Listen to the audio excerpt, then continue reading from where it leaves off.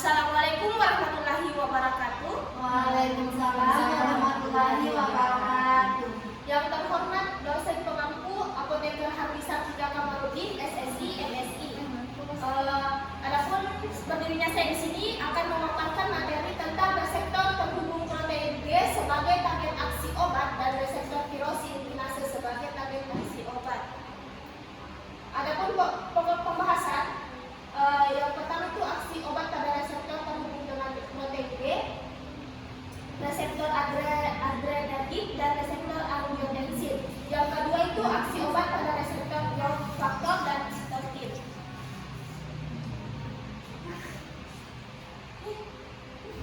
Reseptor adrenergik merupakan reseptor yang umum perantarai berbagai aksi saraf sinaptik, meliputi pelepasan energi dari glukosa, denyut jantung, dilatasi saluran pernafasan, dan pengaturan sirkulasi perifer. Adapun tipe reseptor adrenergik, yang pertama itu reseptor alfa adrenergik, yang kedua reseptor alfa 2, yang ketiga itu reseptor beta 1 dan beta 2 adrenergik, dan keempat itu reseptor beta 3.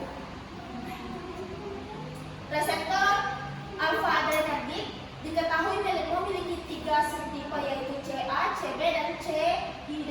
Reseptor CGA terutama banyak dijumpai otot polos, pembuluh darah,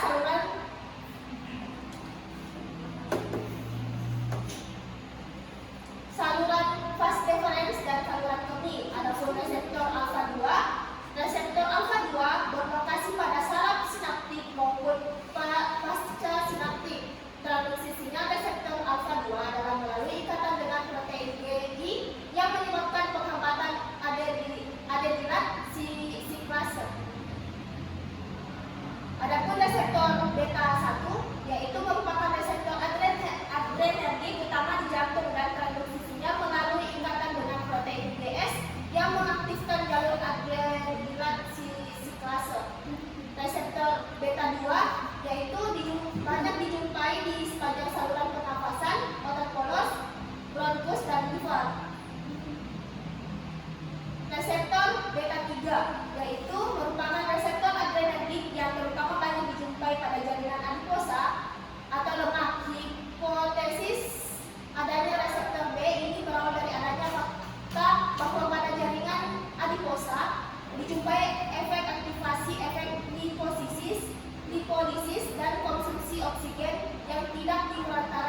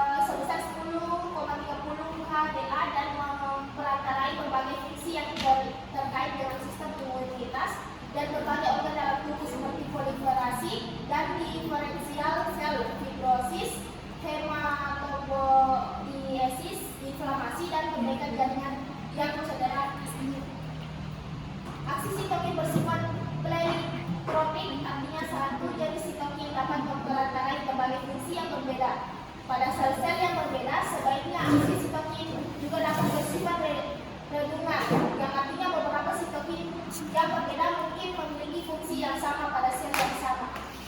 Itulah tadi